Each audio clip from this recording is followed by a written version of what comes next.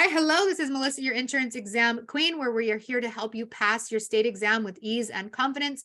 We're going to jump into what Part C is on your auto insurance policies. Please make sure to like the channel, subscribe to the channel, like the video, drop a comment about what state you're in, what exam you are taking, and we will tell you what's important.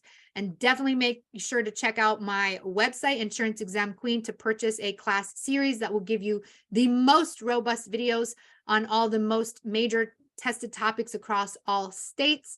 And yeah, okay, so let's dive into Part C.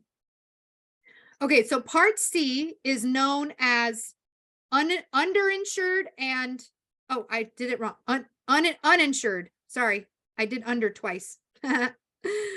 Even the best people make mistakes. Uninsured and underinsured, okay? So it's actually two different coverages in one coverage. So there is uninsured and then there is underinsured. We abbreviate uninsured as UM. So uninsured as UM, and we abbreviate underinsured as UIM. And the M in there stands for motorist. So technically it's uninsured motorist, underinsured motorist, but they'll usually write it like this: uninsured / underinsured motorist. Okay. Now, what do each one of these mean?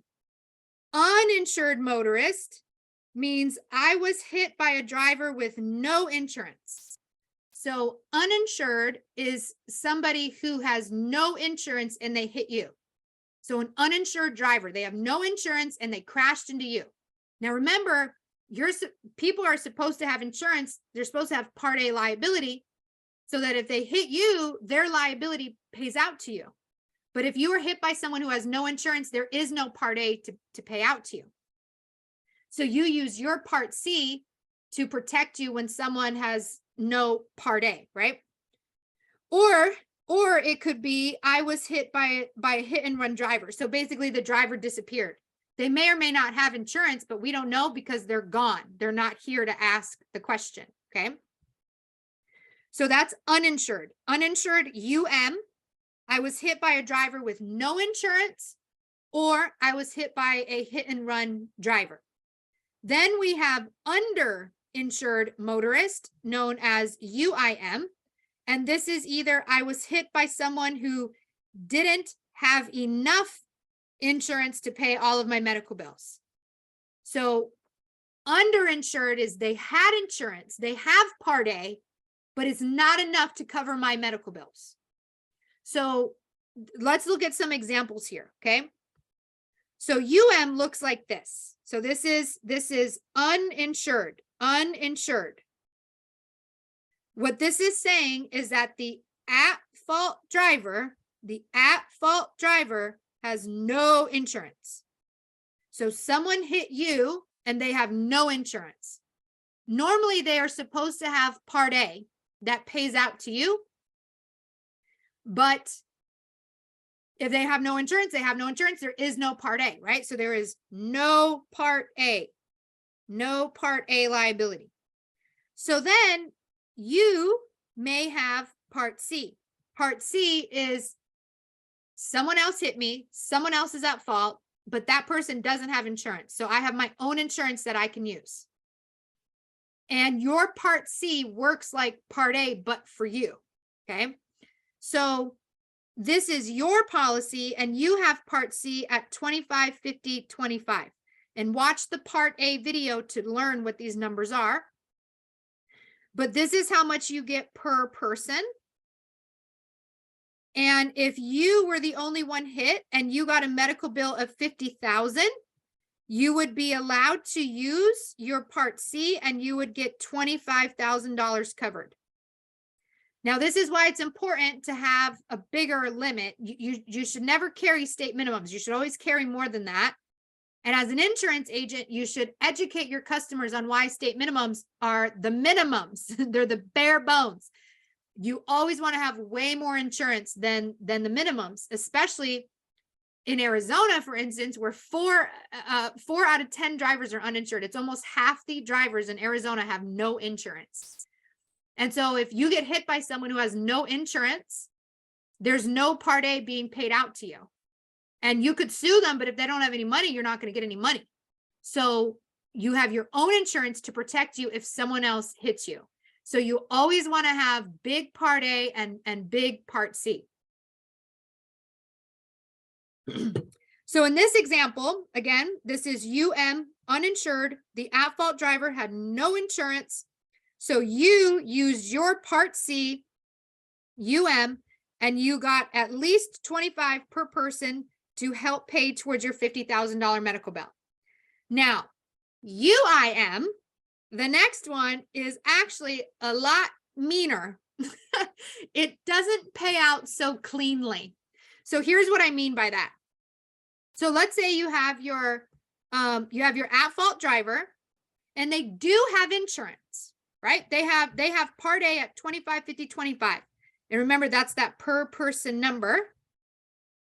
And what will happen is if they crashed into you, I forgot my you there.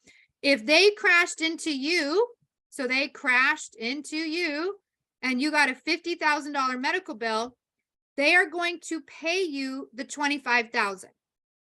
Now you are still going to be left with a $25,000 medical bill.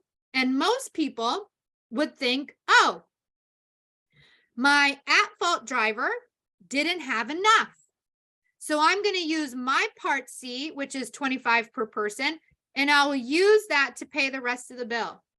And you would be wrong. Because unfortunately, with UIM, underinsured motorist, what they will actually do is they will subtract. So they'll say you got 25 from the at-fault driver.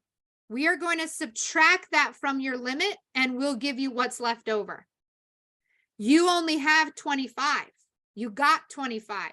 There's nothing left over. So in this instance, you wouldn't get any additional money.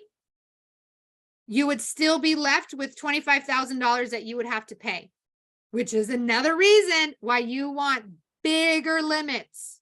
The more you increase your limits, the more protected you are. So you need to be able to explain this to your customers. You need to be able, as an insurance agent, you need to say, you're choosing the minimum for Part C, which is the same as the minimum for Part A. And if you're in an accident with someone who's only carrying the minimum, you won't have any extra coverage under your UIM. We need to increase your UIM to make sure you have additional money.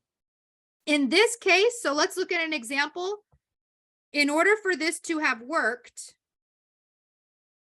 see, blue, orange. Okay. So in order for this to have worked, so let's say our at-fault driver had Part A at 25, 50, 25. And let's say you had Part C at 50, 100. Okay. And usually there's actually not a PD number for UIM. A lot of times the states will say that you have to use your Part D. Basically, you have to pay a deductible. Some states allow it, some don't. But anyway, if this was the case and you had that, so this at-fault driver crashed into you and caused a $50,000 medical bill, the first thing that would happen is they would pay you their 25. Your insurance company would subtract that from your limit, and you would have another 25 to help pay off your medical bill. So the only way to have gotten extra money is that your Part C has to be bigger than the at-fault driver's A. In order to get any money under UIM, your Part C has to be bigger than the at-fault driver's Part A. Okay. But you have to remember, with UIM, you have to subtract what you get.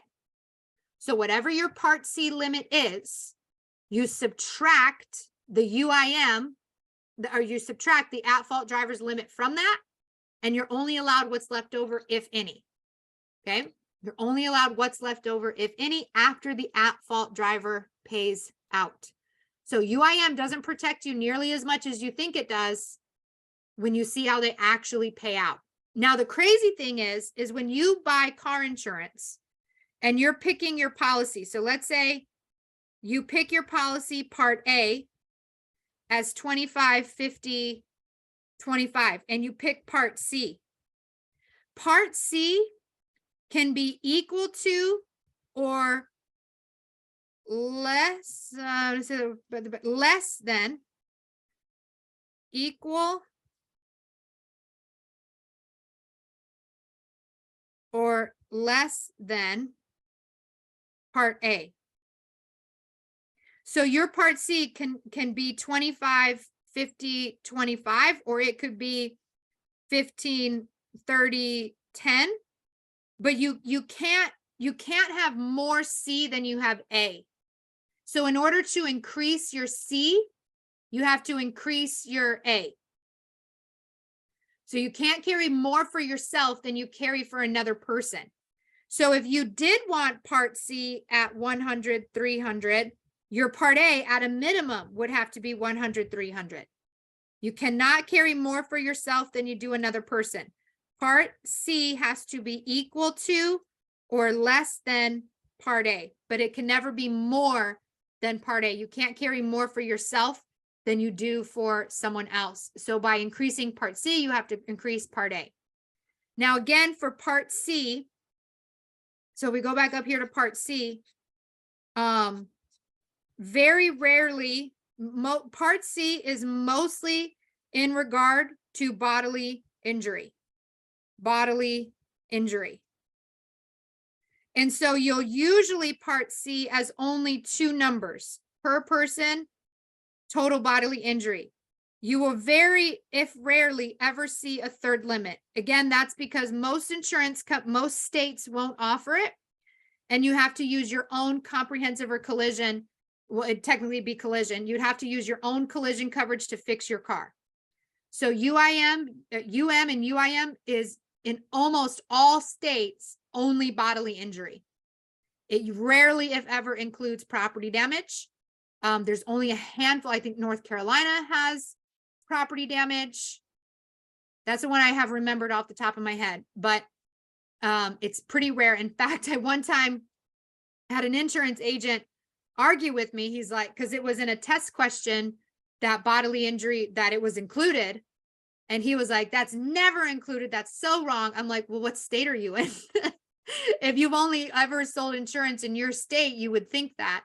But technically, some states do offer uninsured motorist property damage. One other big thing to know about Part C uninsured motorist is that almost every state will say must be included.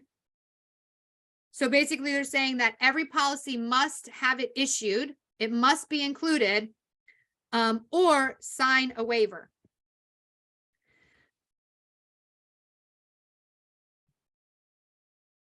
So basically every state pretty much says that Part C must be offered to must be included on the policy, and it can only be removed if the customer signs a waiver saying, I don't want this, I reject this coverage. Okay, so that is Part C, uninsured, underinsured motorist.